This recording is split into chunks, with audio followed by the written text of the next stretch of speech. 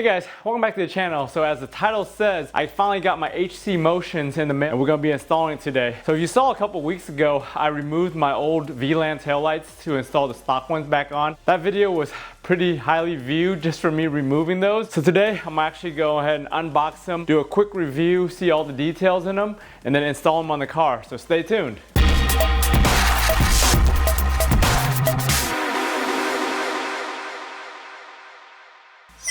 The first thing we're going to do is go ahead and unbox this baby and see how it looks. Pretty much packaged just like the VLANs. It comes with instructions, a bunch of resistors that it comes with, so we'll have to figure out what these are all for. Got the wire harness. These are between the trunk and the outside, so you get the sequential motion. There's the inner piece. They come with the actual harness that plugs into your car. That's good. The switch, I think the switch lets you turn off the different modes on here. And then it's got the built-in resistors for the turn signals. I don't know why they have the resistors on the inside because it's not the turn signal unless it's for the sequential part of it, because it goes between the trunk and the outside now with the sequential. Obviously we got the outside pieces. Yeah, it looks pretty good. It has the same plug that plugs into your OEM with the little switch to turn it on and off. You got the rubbers here. The only thing that it's missing, and I read this on the reviews before I got these, was a little weather strip between here. You could take it off your OEM taillights and just glue them on here. I have another solution where I'm using a rubber gasket for a lip that I had laying around. Other than that, it looks pretty good. So these things look pretty damn good. Their quality so far, just looking at them, is just as good as the VLANs, if not better, as far as the clarity and how everything looks. The instructions over here are obviously Chinese with an English translation. I figured out what all these resistors for. They said that if your car still hyper flashes, you might need a bigger resistor, so they included 3 different resistors in case you have that issue with yours.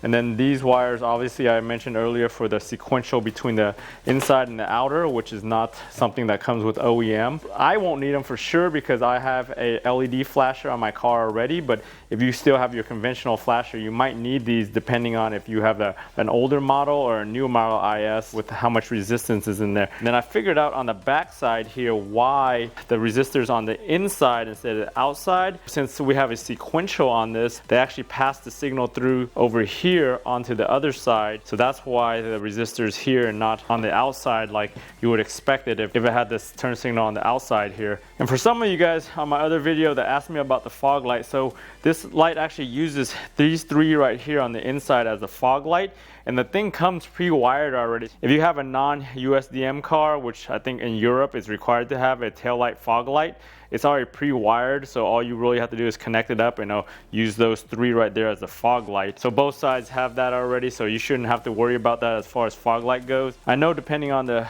model year you have, as far as the OEMs and the style of tail light, they use different parts of the tail light as a fog light. Earlier ones had a separate section for fog light, and then the newer ones, they use different parts of the brake light as the fog light. So I'll go ahead and take some pictures and show you guys some up close of the front and back, and then we'll start the install.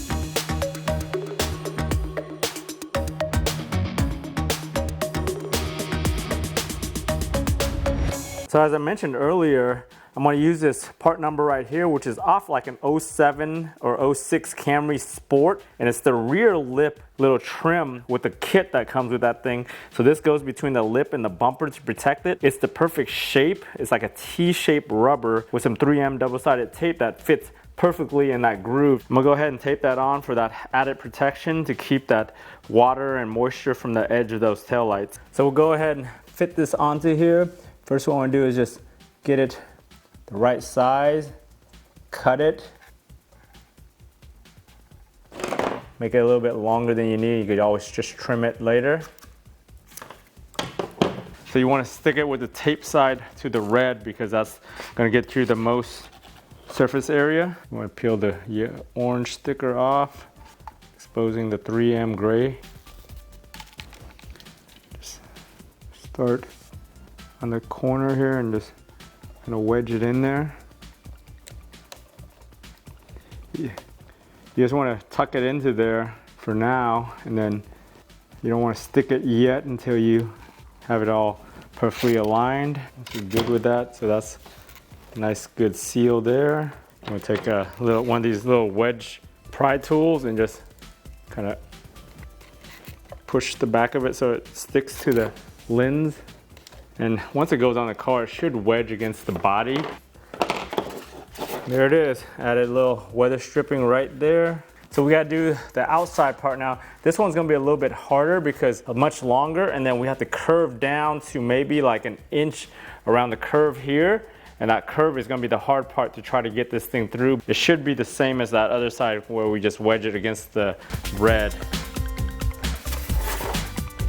Start on this side first, and then we'll pull it around.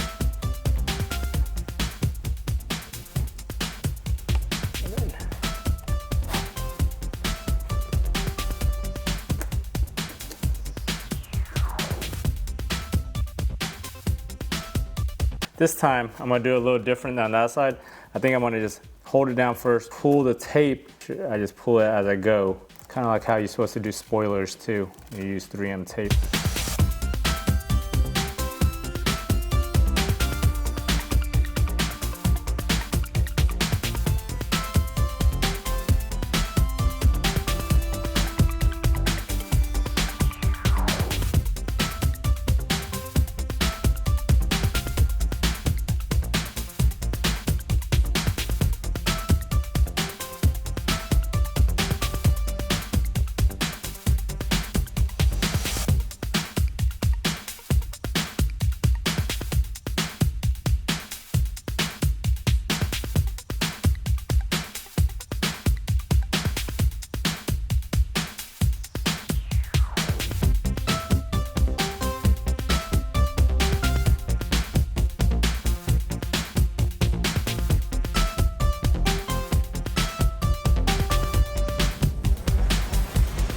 All right, so we got all four of those things on there nicely. As you can see, it's got a good seal now all around the edges right there. So the one thing I noticed on the version I got, it looks like they notched out the top and the bottom there for the 2006 to 2008 trunk lids. I know some of the early versions of this didn't have that notch and you had to bend the metal on your actual car. To remove the taillights, there's 3 screws up here and 3 screws for that hold it in. To take this apart, you basically have to remove all the clips on here. Don't make the mistake that I always do and unscrew the 4th one, because the 4th one holds this panel on. On the ones back here, you have to remove this little hook right here, and then this clip right there, and you should be able to fold this back and have access to the screws there. The wire harness is down here, so I'm gonna go ahead and take all this apart and I'll show you guys the details inside.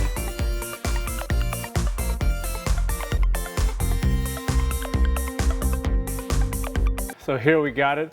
So this is one of the harnesses for the center. That one that you can see right, that's the screw for the panel, and that's the screw for the light right there. And the other 2 screws on the outside, so those are pretty easy. Down here, once you take the clip out right there and the hook over here, this thing just bends back and you get the access to 3 holes right there. So down there you'll see the harness plugged into the body right there, and you can just pop that out and just plug your new harness in.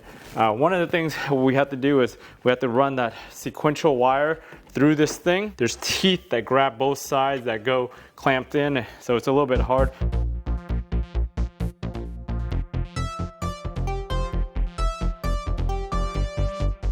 So as I said earlier, look at that. They did notch it out perfectly, so I don't have to bend these 2 little thingies right here. If you happen to get a version that doesn't have the notches, you just have to take some pliers, bend this inward, and you'll fit the taillights onto there. I already put the one on this side on. It fits pretty snugly. Once I bolt it down, it should fit better. That gasket that I put, it doesn't sit the same as the OEM, but it works, and it provides a little seal right there, so hopefully that holds, and that's good.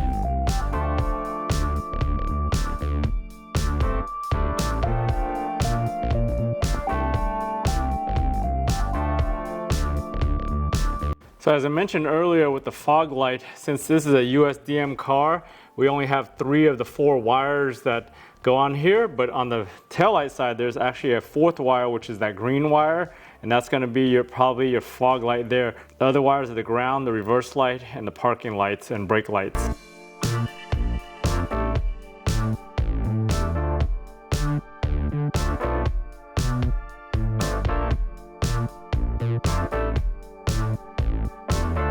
The outer tail light comes out pretty easily. The trick to getting that harness out is basically you need like a little pointy or a tiny screwdriver and just push down from the top here to release that clip. Once you put that flathead or that pointy screwdriver right there, you just pull the harness straight out and it should be good. Don't go breaking anything by trying to force it out.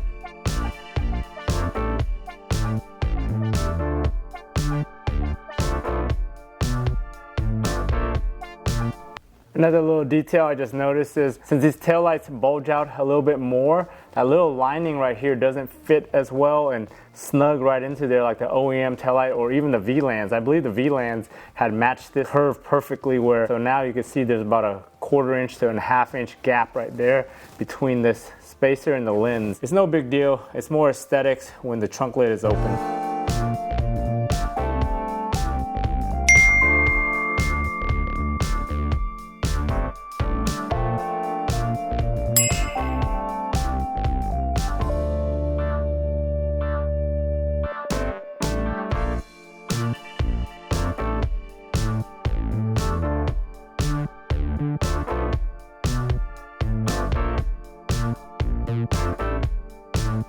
So popping that cover wasn't as hard as I thought. There's actually 3 sets of clips, 1 on each end, 1 in the middle, and then 1 down here. Then it's got like a little tooth on there that kind of holds it onto these things in here. So you just kind of pry it a little bit. You just gotta be careful. See those little white marks right there? They were caused by too much force, but I was able to get it out without really breaking anything. So these should snap right back on. Just be careful when you're doing that.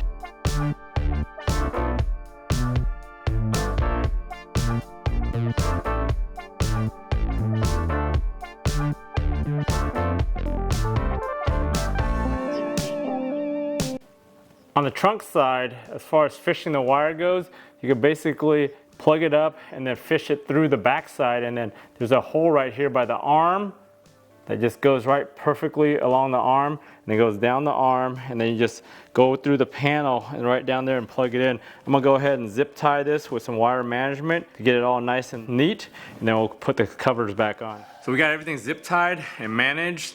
All the wires go through here. I used the existing holes on the arm just to zip tie it on so it goes down to there. You just gotta make sure that this thing freely swings and there's enough slack at the bottom because the arm actually goes further in, so you need some slack there.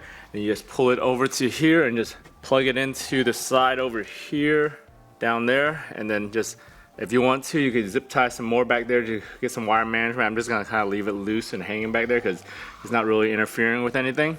Same with this side. This side you have the trunk harness already, so I just zip tied it to the mounts for the trunk harness and it's just following that.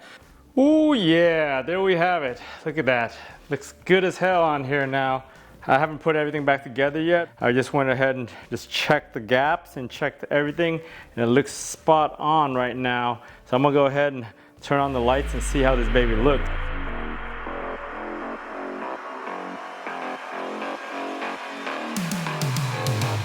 Break it down.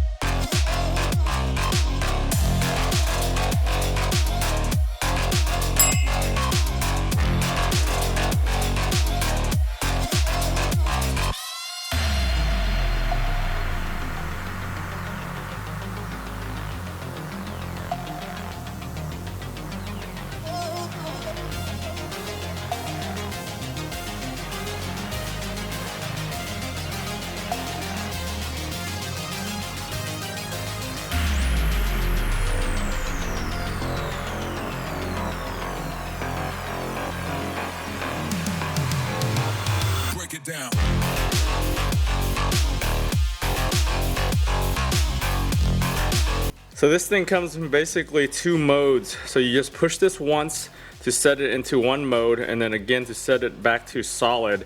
So show mode is when it comes on and animates every time you turn on your parking lights, and then just on, it'll never animate or do any of that. The non-animate selection also doesn't do the sequential turn signals, it just does straight solid turn signals.